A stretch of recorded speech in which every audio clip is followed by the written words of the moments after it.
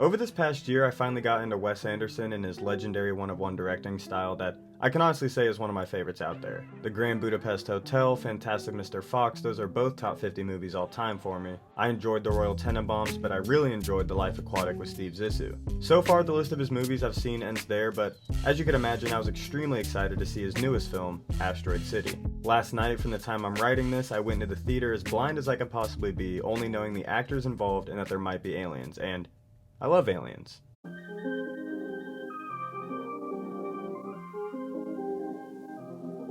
Okay, so the first thing that came to mind the second the credits started rolling were, I need to watch that again, especially if I was going to try and make a video about this. Now yes, this thought came from how much I enjoyed the film, which we will get into later, but I felt like I already forgot the entire movie the second I walked out. So many characters with interesting, wacky storylines were introduced in such a short period of time, along with an entire backstory narrated by the amazing Bryan Cranston, and I was struggling trying to remember them all and piece them together. It probably didn't help that I was, under the influence.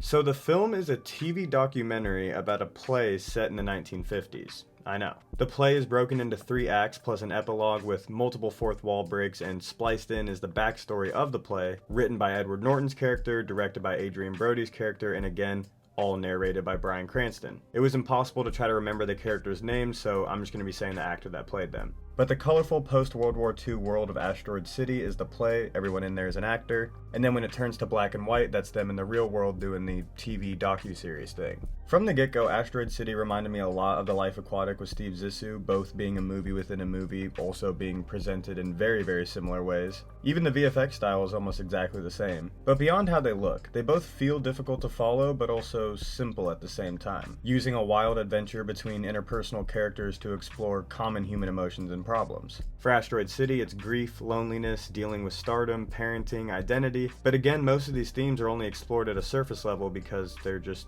wasn't enough time given to him. The main story the play follows is Jason Schwartzman's character, Augie is his name, I actually remembered that one, his 4 children, 3 little girls, and his brainiac teenage son Woodrow, and then his father-in-law played by Tom Hanks. Augie's wife, which is Tom Hanks' daughter and the children's mother, tragically passed away 3 weeks prior to their trip to Asteroid City, and he has yet to figure out a way to tell the kids and is suffering from a lot of grief.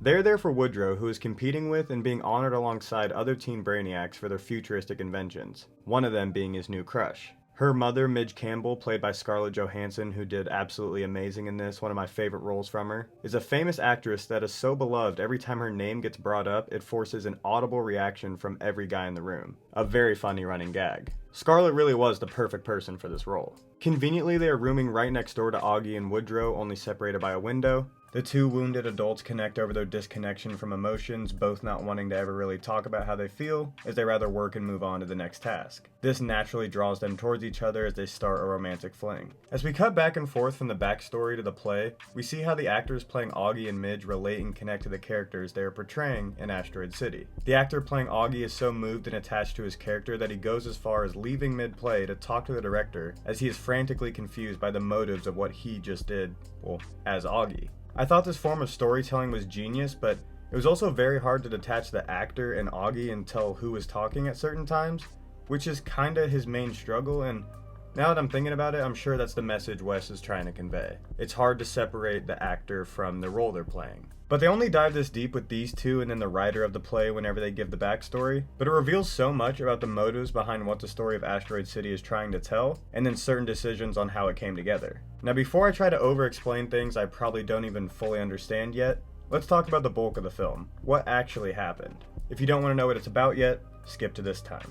So Asteroid City is a small desert town with a motel ran by Steve Carell, a mechanic shop ran by Matt Dillon, a highway ramp that leads to nowhere, some things just don't make sense in this universe, a diner, and then a heavy military/government presence due to the crater left by the aforementioned asteroid that I think they said was stolen. Like, it's a huge crater but only a small piece of it is left, and they were doing atom bomb tests there. Anyway, it is time for the Junior Stargazer Space Cadet Convention that has probably brought out more people than have ever been here before. After the ceremony, there is some eclipse type thing that is supposed to happen as everyone prepares to see this rare event. A group of church school kids are there to see it, scientists, obviously all the brainiac kids who are into this kind of stuff. Needless to say, there's a good amount of people in the crowd. But when the clock strikes, a UFO lit by green lights slowly drops down, and out of it is one of the best looking aliens I've ever seen in a movie. Not like how good it looks. It's just equal amounts funny, cute, and cool. It very awkwardly goes to grab a piece of the asteroid, almost like it's trying to be quiet, like they can't see it. And before he goes back up, Augie snags a photo of him. This being a massive event in history, the government very quickly hops on this and quarantines everyone there as they investigate the situation and try to contain the news from spreading. After we get very funny scene after funny scene of how all the characters react to this, try to make sense of it, and try and figure out what to do, the alien comes down one more time to return the asteroid as it visibly took a sample of it, seemingly completing its mission.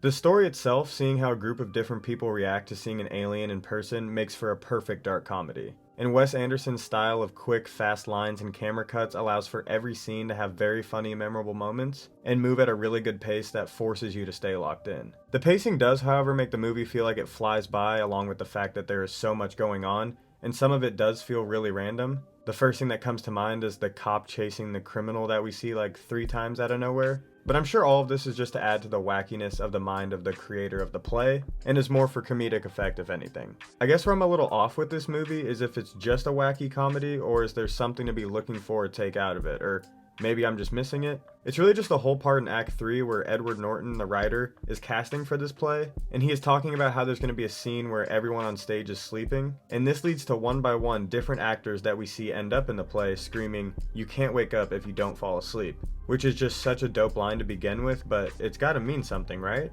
I realized during and after watching this for the first time that it's just meant to be enjoyed, not to look too deep into. And I'm sure that sounds like a simple conclusion to come to, but when you have all these YouTube movie reviewers talking about the true meaning of XYZ, I'm sure you guys feel like this too, but I'm always like, am I missing something? But when you just sit down and watch Asteroid City, it's an absolutely beautiful, hilarious, very interesting movie. I could hammer in on how awesome the color palettes, set designs, and outfits are, but I'd just be beating a dead horse. But I will say, it feels like a moving painting. Like, I could have so many frames from this movie hung up in my future house as artwork. I'm also not really into plays and don't know much about them, but that being used as the vehicle to tell this story was one of the more creative and inspiring ways of storytelling I've seen since Wes Anderson's other work. I think because it's so meta, a story within a story, as a play, as a movie, as a docu-series, that breaks the fourth wall, it gives off the impression that there's more to take out of it. But again, it's just meant to be enjoyed, and it just looks really cool. It's just a really cool, beautiful looking movie. This movie was so new and refreshing while also creating a new way to tell similar stories from before. It's a period piece and an extraterrestrial adventure, and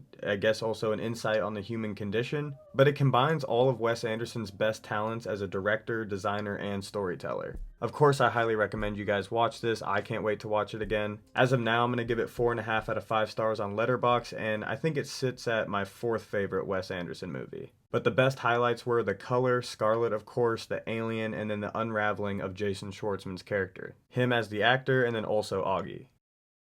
I could have just done a simple "you should watch this" on my Instagram story, but I really did like this enough to make a video, and I think it's good to talk about what's popular right now, but I'm just trying my hardest not to sound like one of those YouTubers, you know? Really, I just want to see if you guys had the same impression I did, and if you guys found anything I didn't, or interpreted some of the weirder, more symbolic scenes any differently. So please discuss with me in the comments. But if you haven't seen this, it's more than worth the watch, especially in a movie theater. Unfortunately, there was only like 2 of the groups of people at the time I saw it, and for some reason they were acting like they had never been in a movie theater before. But I imagine this would be a really fun experience in a packed crowd. Not only because of the sheer ridiculousness of some of the characters and scenes, but this was honestly probably his funniest movie I've seen yet, or maybe probably tied with The Life Aquatic.